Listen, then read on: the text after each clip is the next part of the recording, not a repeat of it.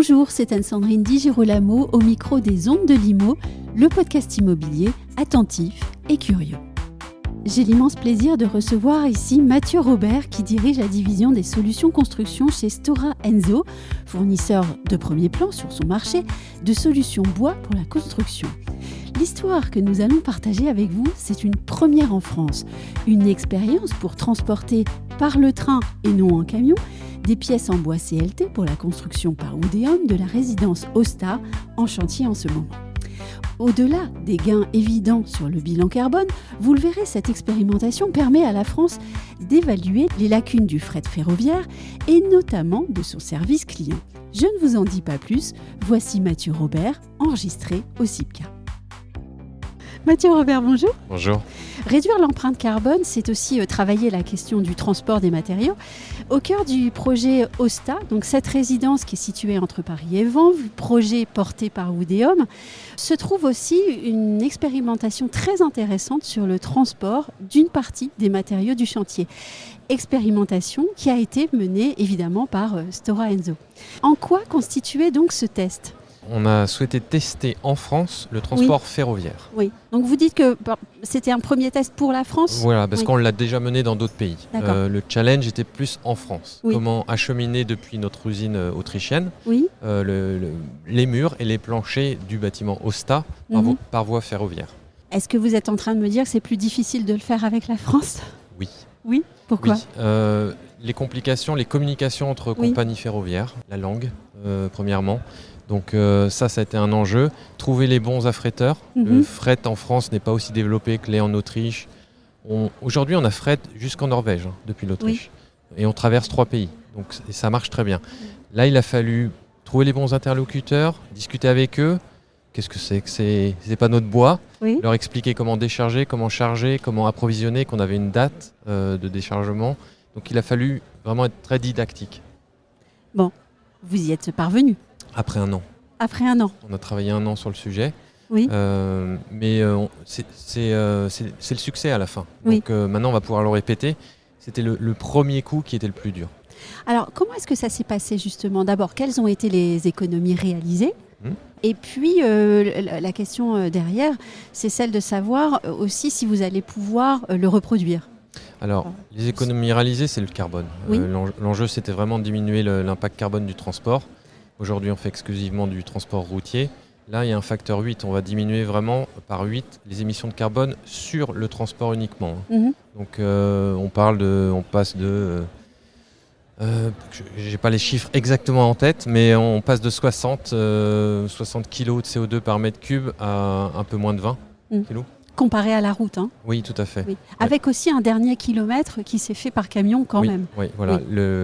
Le last mile, comme ils disent en anglais, est fait par le transport routier. Est-ce qu'on peut tout transporter ainsi ? Bonne question.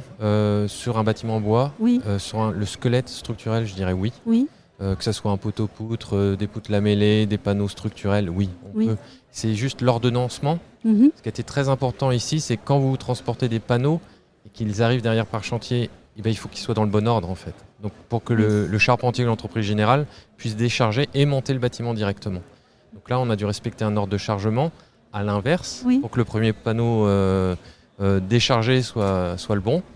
Donc on a vraiment travaillé avec l'entreprise et Woodeum a aussi été compréhensible parce qu'on est sur un transport ferroviaire avec beaucoup de volume, ce qui suppose que vous ayez les plans du bâtiment très en amont. Oui. On produit très en amont, on produit beaucoup de quantités, on met sur les wagons, on transporte. Donc il faut que tous les détails structuraux soient près du bâtiment. Donc là on a eu un gros support de la maîtrise d'œuvre pour que tout soit envisagé à temps. Mais pardon de vous poser une question aussi naïve de ma part, mais je ne suis pas dans votre domaine.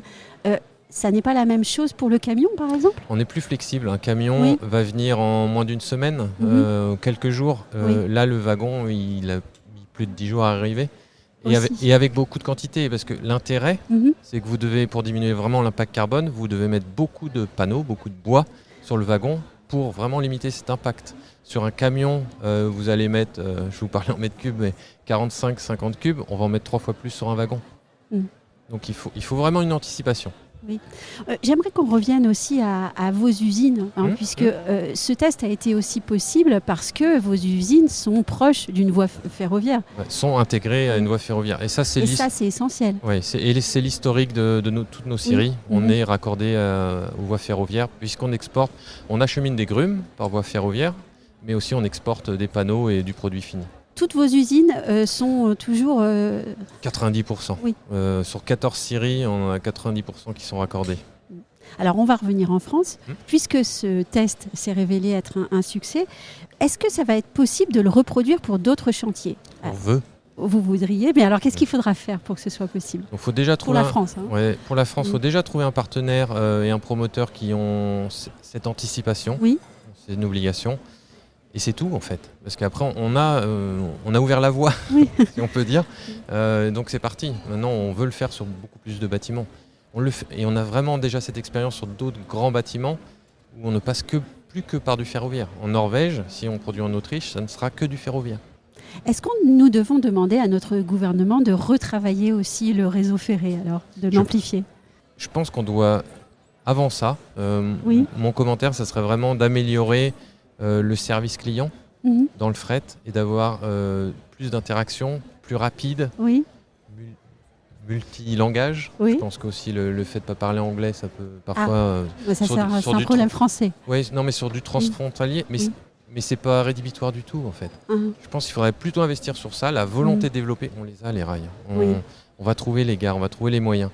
Et c'est vraiment d'assister au mieux l'entreprise, les entreprises comme nous. Le sens du service. Exactement. Oui, beaucoup plus que la technique. Exactement. Donc en fait, c'est une nouvelle révolution que vous nous demandez, que vous nous proposez pour accélérer la construction bas carbone. Oui, mais c'est génial. Oui. C'est génial. Ça a été dur, 1 an, mais maintenant on a l'équipe, on sait comment faire et on veut le reproduire. Un grand merci. Merci.